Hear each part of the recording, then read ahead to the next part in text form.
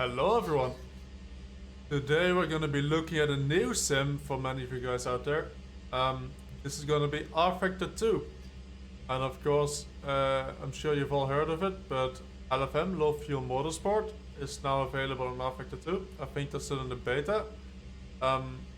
This week they're running races for the Endurance Cup. So it's GTE cars and an LMP2 car, the Orica, around Road America. So I thought I would make this video, get everyone a bit up to speed with rFactor, not the way to set it up, but the way to drive it, and maybe supply a setup as well for you guys to get started. My name is Yuri Kazlov, I race for Oracle Red Bull Racing Esports. And now we've got traffic coming through as well. Oh, really getting stuffed up in traffic now, the LMP2 leaders. Just when we thought we were having a bit of calm, here come the LM2s to scatter the pack, and look at them threading their way through. This is what I love about endurance racing, the difficulty. Oh, and Red Bull going down the inside of Team Redline for the lead of the GTE category, just as there are traffic coming through. Have they made it stick? Yes, they have. This will be very, very sweet for Yuri Kasdorp, who, guess what? He used to be an RHG driver until about a year and a half, 2 years ago, when he left the RHG campus in January of last year when he left the team. He is on the attack. This will feel so sweet as he looks to the inside and commits to it. He's going to take over the GTE lead. He's sent it in, and Yuri Kasdorp hits the front again. Oracle Red Bull Racing with their first victory of the season in the Porsche, and Yuri Kasdorp goes across the line. In this video I'll be driving the C8, the red C8. It's not in Le Mans Virtual this year, but last year this was the car we drove in. Not quite the season we wanted with the BOP we wanted, but it's new cars since last season. The BOP is different, and I found this car to be quite competitive around this track. So we're gonna have a look at how the car drives, kind of differences between rFactor and maybe another sim, kind of things to look at for this week, how to be fast, what things to do, what things to not do. Then I'll make sure to include a setup as well, a baseline setup. Works quite well for this track. I did 2 races so far here. Both started from the back, one in the dry, one in the rain, and we managed to win both ones quite comfortably. I'm sure the level will go up a bit, and I'm sure a video like this will help it as well. So we're getting towards the end of the lap.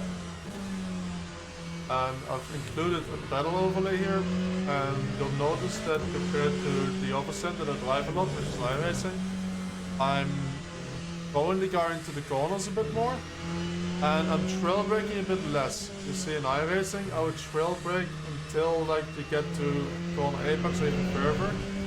In this game, you try to get the car to turn in, and after that, you don't use your brakes that much anymore because the car will keep the rotation without using the brakes as well. So let's see how a lap looks like, and then after that, we'll just have a look at the lap from the outside.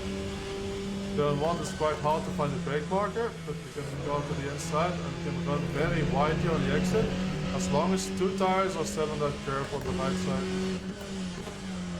Turn 2, we try to get the car to line up and fire the car to the corner with a good exit. With a long straight coming up, then turn 3 is quite tricky, and in dry I found you can run over the curb on the right side. In the wet, it's too slippery on the outside there. What I mean with that is brake around the 200, brake around the outside, get the car to the inside, the exit from the corner. Second or third gear works here, small lockup over the crest, you'll have to be careful when the tires unload there. The kink should be flat, but as you can see, smooth inputs with the wheel. So here's quite tricky, get the car towards the inside. Again, second or third can work. And the carousel, we need to watch out for not overheat the tires. I think softs are the best option in the race for 40 minutes, if you can manage them. But that means that you have to be careful with your tires in high speed corners, not put too much load to them. It works well for 1 lap, but it takes too much life out of the tire, not just wear but also thermal degradation. It will slow you down towards the end of the race. On the 300 marker here, get the car to the inside, slowly back to power. Careful with the curbs here, they're quite bumpy. The kinks should be flat out. Careful not losing the rear too much. Smooth inputs for the last corner and fire the car out of it. Make sure you get a good exit again. got a lap around Road America. And lap times you're looking for at the start of the race will be about 2:01, maybe 2:02. Those will drop off in the stint, and towards the end of the stint you'll be doing very well if you can stay in the 2:03s the whole stint. So far I haven't seen many people manage to do that, so the drop off is quite big. It also means that at the start of the stint you gain another 10th or so, you can push quite hard and you can actually gain that time, but it's never really worth doing so because again you punish the tires too hard. So we'll have a closer look at this this lap soon. Right, so here we are back. I noticed that I did not have replays turned on, so I recorded a new lap. The lap is fairly similar to the other lap we drove. So I think this one, yeah, it was 2/10 quicker than the other lap. Again, it's fairly comparable. That's what. Let's have a look how this looks like from the outside cam. So, running up to turn 1, and turn 1's quite hard to see your braking point. The brake markers are all the way on the left here. I find those hard to use. I haven't quite found my exact braking point yet, again because the tires, they slow down quite a lot during the stint. Meaning that on the first lap here you can easily brake 10-15 meters later compared to when you're on like 4th or 5th lap. So I try to brake quite a bit before this sign. And again, where you brake exactly, that depends on how your tires are. I find it quite hard to use the 200 marker on the left side there. Notice as well how we got the inputs here on the bottom left. Those will be useful to look at when we're entering the corner, especially the way we use the brakes. We're braking here, and we're not braking maximum force. With the setup that I'm running 100% pedal force. 100% would mean here that I'm locking up, so we're not at 100%. And if we're looking at the trail braking compared to a game that I also play a lot, iRacing, we can come off the brakes a lot quicker, and the car will keep the rotation going off the brakes quicker compared to the other game that I play iRacing. We want to bring the car over to the left, initially get that rear to step out a bit, just like we do in iRacing.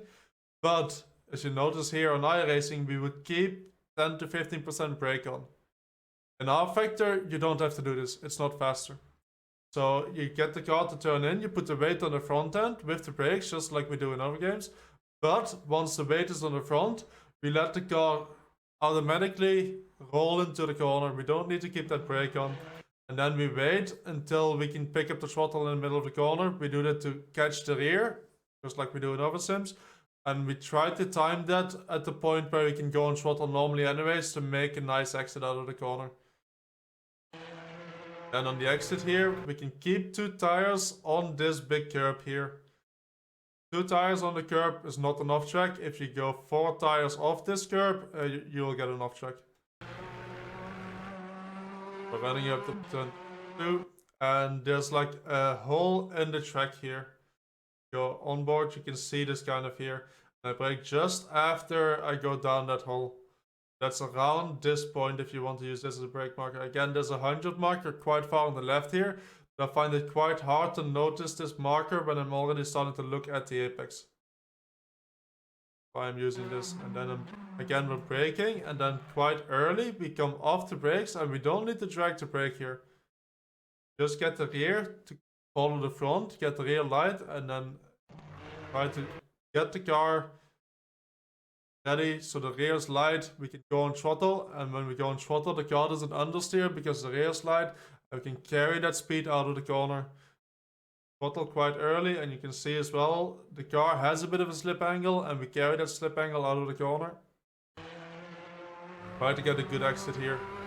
Again, we get a good exit by going on the throttle early. That means that we early get the rotation in the car and maybe don't go into the corner too fast. And we get to a tricky corner here. I've already done a race in the wet as well. In the dry, we want to look at this 200 marker here as a brake point. Probably brake a bit before that on fresh tires. On older tires, we're going to have to brake quite a bit before that. In the dry, we can run 2 tires to the right side of this yellow and red curb. In the wet, this bump here is too big and the grip on the outside of the track is too low. So on the wet, I would stay on the inside of this curb. Dry, we can run 2 tires over. Have a look how the braking input looks like again. As you can see, we just let the car roll towards the apex the last bit here. We don't keep the foot on the brake. We brake hard initially and then let the car roll towards the apex and throttle early. Make sure that the car doesn't over-rotate and you don't slide too much. These are the new tires. Meaning that you can't just slide a lot anymore and expect to be fast, especially not in the long run. We're running softs for the race, as we said, so we need to take care of the tires. That means we don't send it into corners too hard and put a lot of energy in the tires. If we do that, you're fast over one lap. Qualifying, that's the way to drive. In the race, you're gonna drop off too much. Race, enter a tiny bit slower, keep the right balance on, and maybe ask like 90% of the tires, not 100. Right, Kings, easy flat. When we get to this corner here, I use this WeatherTech marker here as a brake. Brake on the right side. Keeping it third causes some understeer. Keeping it second causes some oversteer. I prefer to have a car a bit safer, get a bit of understeer. You see I'm understeering a bit wide here from the apex. I could have probably gone in a tiny bit slower. But again, if you keep 2 tires on this curb here, it's not an off track. And we get to what I think is the most important corner in this track. This corner here can make or break your stint. You won't lose too much on a single lap, but again, because there's so much energy going into those left side tires, if you push the outside front or the outside rear too much here, you're gonna really hurt your chances at the second half of the race. So again, lift quite early, get that rotation in the car. If you lift, the weight goes to the front axle, you get the rotation in the car. But be careful of going on throttle too early. If you're going throttle too early here, and the rotation is not yet in the car, the tires will take it 1 or 2 laps, but the temperature will go too high. They will not only wear, but the thermal degradation in the tire, meaning that they degrade faster if there's more heat going through the tire. The thermal degradation will be higher than 2, and that's what's really going to kill your grip. Make sure the rotation's in the car, you're not overloading those outside tires here in this corner. And then a similar thing for the kink here, where it is easy flat, but you want to be very, very careful with your steering inputs. If you turn too much, the car can snap oversteer and you hurt your tires. So you want to be really, really smooth on the wheel here. See, look at my steering input here. It's very low steering input throughout the corner. I try to go really, really smooth through the corner, and it's still quite easy flat. Also on all tires, you can use a curb on the outside soon.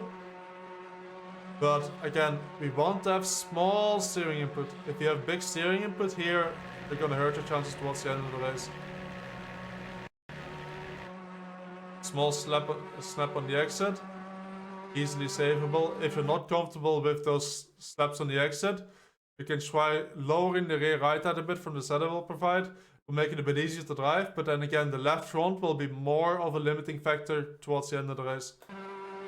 I'll get to the end of the lap, Canada corner I think that's called, and I'm using 300 marker here as a braking point, and I'm braking quite a bit before that, but I'm using this as a braking point. Then again, third gear corner, brake hard initially, and then release the brakes faster than you would in other games, and let the car roll a bit at the apex. Get towards the apex, again catch the car with some throttle. Outside curb, here's the limit again. The second to last corner, it's the same as the kink. It should be easy flat, but be careful with too heavy steering inputs. To the outside here. The outside here I haven't quite found an off track yet. So you can run the right side of this line. But if you run over this curb here, I think you can get it off track. And last corner, we got a really big straight after the last corner, meaning we're braking early. I use this line here as a brake marker, but it doesn't mean that I'm braking there. If we go from inside the car, I use this as a brake marker. It's a clear marker where the track is, but I'm braking quite a bit before that. And again, where I'm braking depends as well how fresh my tires are, how much I want to push. So, fresh tires, I brake around here. And again, brake early and get the car to rotate in, and then not much brake input here. Get the car to rotate in, and the car will rotate. The car will rotate if you did the braking right. And throttle early, fire the car out of the corner. Make sure again it has balance, it's not understeering, oversteering. And it's flat out to the line. You don't go 1-3. Those lap times will drop off quickly. If you can stay in the 203s the whole race, you're gonna be very, very competitive. I'm glad, or I hope you guys learned something. If you want to join the fun, go to Fuel Motorsport. Try this, maybe in the C8, maybe in another car, maybe in the LMP2 as well. I don't know what the next week is yet. I might make a video for that as well. If you want to see me drive it, I stream these races on Twitch as well. It's the same username as I have on YouTube. I do offer some coaching as well on my Discord. I will provide the link in that on Discord as well. And we're thinking about maybe making some setups for each week for this series, maybe another series. Just gonna have a look at how this develops with Fuel Motorsports.